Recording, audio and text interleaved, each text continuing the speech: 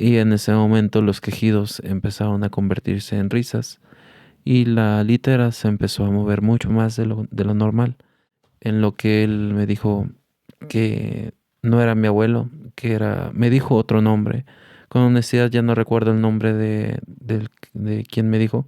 No me dijo el diablo, me dijo un nombre en específico. No sé, pasó el tiempo y se volvió a enfriar el cuarto. Y otra vez empecé a sentir cómo se movía la cama. Y prácticamente me dijo, ya regresé.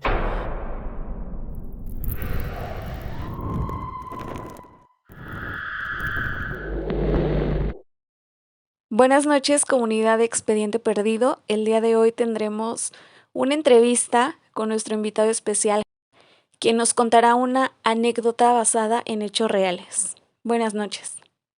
Buenas noches, público. Como ya dijeron, mi nombre es Jesús. Y pues les voy a platicar un poco acerca de unas anécdotas que me pasaron en mi niñez. Aproximadamente tenía unos 12 años cuando afuera de mi casa se estacionó el circo. Era un circo relativamente grande y pues contaba con muchos animales. Y para eso llegó la noche y mi abuelo, pues ya una persona que había tenido un poco más de experiencia con ellos, me contó que los animales por la mañana siempre rugen cuando están despertando. Es una forma de bostezo. Y pues yo emocionado decidí esa noche quedarme en el cuarto más cercano a donde se estacionó el circo. Y para mi fortuna o mi desfortunio, fue en el mismo cuarto donde dormía mi abuelito. Entonces pues me quedé en una litera. Él se quedó en la parte de abajo y yo me quedé en la parte de arriba. Em, Todo bien mientras que me dormí. Am, a partir de las 3 de la mañana, 3:30, empecé a tener muchísimo frío y fue lo que me despertó prácticamente. En ese momento que me desperté, empecé a escuchar que mi abuelito se quejaba y pues supuse que era algo normal, que estaba teniendo algún mal sueño o algo. Y me dispuse a despertarlo. Entonces empecé a llamarlo por su nombre y empecé a decirle, abuelito, ya despertaste, abuelito, ¿todo bien? ¿Cómo te encuentras? A lo que él solamente me respondía con quejidos, prácticamente gruñidos. Pero pues yo pensaba que él estaba jugando, como era un señor que le gustaba hacerme bromas, era algo pesado en su forma de actuar, pues pensé que estaba jugando. Entonces yo me enojé y le grité que dejara de jugar. Y en ese momento los quejidos empezaron a convertirse en risas y la litera se empezó a mover mucho más de lo normal. Entonces la temperatura bajó más y pues le dije que dejara de jugar. En lo que él me dijo que no era mi abuelo, me dijo otro nombre. Con honestidad ya no recuerdo el nombre de quien me dijo. No me dijo el diablo, me dijo un nombre en específico. Pero lo curioso fue que mientras que me estaba diciendo ese nombre, su voz ya no era su voz, ya era una voz como más aguardientosa. Irónicamente se escuchaba como una voz doble. Y me empezaba a cantar. Y me cantaba, te voy a llevar, te voy a llevar. Y movía la cama. La litera en la que yo me acosté es una litera de una caja, bueno, tiene la parte de abajo como un tambor, es elástica. Entonces, si alguien la movía de abajo, pues se sentía, se levantaba. Y pues yo empecé a sentir como que me levantaban el colchón y me asomé pensando que mi abuelo era el que la estaba haciendo. Y pues la cama estaba moviendo solita y mi abuelo estaba arrinconado. Prácticamente estaba dormido el señor. Entonces, pues me asusté más y me hice bolita, no sé, haciéndome el dormido. En eso él se levantó y seguía el frío, pensé que me iba a hacer algo. Y en lugar de que se fuera donde yo estaba, Se paró y se puso a girar, a caminar en círculos. Estuvo caminando en círculos como unos 20 minutos. Después se volvió a acostar y se bajó bueno, regresó la temperatura y sentí como que todo había pasado. Me sentí más relajado. Y entonces se volvió a parar y fue al baño como si nada hubiese pasado. Em, Pasó un ratito, después regresa y se duerme. Pero no sé, pasó el tiempo y se volvió a enfriar el cuarto. Y otra vez empecé a sentir cómo se movía la cama. Y prácticamente me dijo, ya regresé. Y me seguía cantando, te voy a llevar. Y me movía la cama. Entonces, yo no sabía qué hacer. Yo, si brincaba de la cama, tenía miedo de que me fuera a agarrar y me fuera a hacer algo. Para eso, pues les digo, yo tenía como unos 12 años. Y pues era un niño que tenía miedo de lo que fuera a pasar. Y aparte el cuarto donde nos dormíamos, pues era un cuarto con puerta de fierro. Luego seguía una sala con otra puerta de fierro y una tercera puerta que es la de la cocina.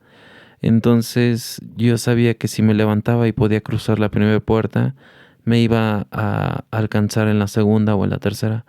Entonces pues ya no me levanté, me quedé ahí haciéndome el dormido. Y cuando yo sentía que me iba durmiendo, la cama era cuando más se movía y me... Como que él sabía que yo me dormía y me volvía a despertar. Total que así estuvo prácticamente toda la noche. Y pues no dormí nada. Al día siguiente por la mañana, como eso de las 7 de la mañana, 6 cuando empezaba a salir el sol, mi hermano era rara la vez que se levantara temprano, pero pues esa vez se levantó, nos fue a ver y me llamó. Pero pues yo por el susto, pues no me quise levantar de la cama, así que le dije que se subiera a la litera. Y ya sentado, acostado a mi lado, empezó a platicar cosas y sintió cómo se movía la litera. Entonces pues le asustó y pues bajó corriendo y ya como vi que no le pasó nada, pues fue que yo me pude parar y salir corriendo igual. Y pues ya fue en ese momento que fui a ver a mis padres y a mi abuelita y pues llorando les comenté lo que me había pasado un día antes. Y ellos regañaron a mi abuelo y mi abuelo pues negó todo. Realmente él dijo que no había pasado nada, que solamente eran imaginaciones o sueños de un niño pequeño. Pero bueno, yo como lo viví, yo sé que no fue un sueño. Yo sé que lo que pasó fueron cosas que hasta el momento todavía no me puedo explicar y que me siguen dando un poquito de miedo. Pero bueno, esa fue la primera historia que tengo con mi abuelo. Am, Al paso de los años, mi abuelo fallece. Él era un señor algo peculiar. Le gustaba mucho el platicar, se interesaba en la brujería y en aspectos de ese tipo de...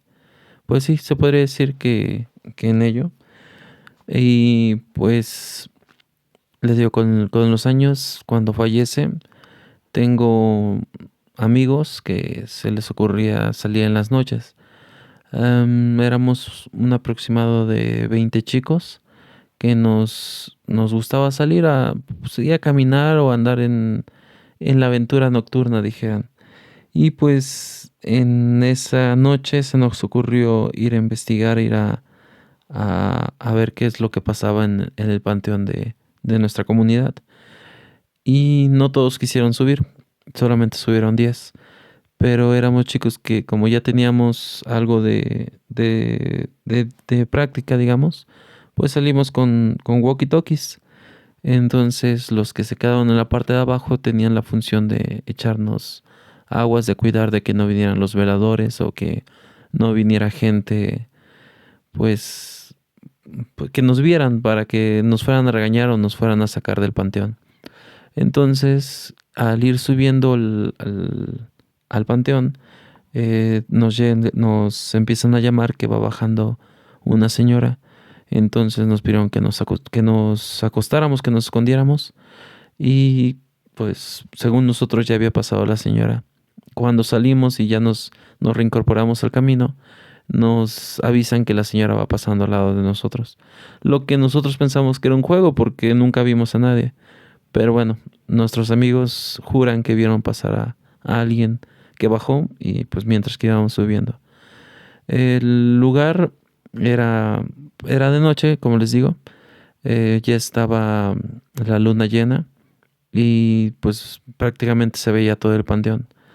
Entonces teníamos pues sí, una visualización prácticamente del 70% y veíamos pues todo.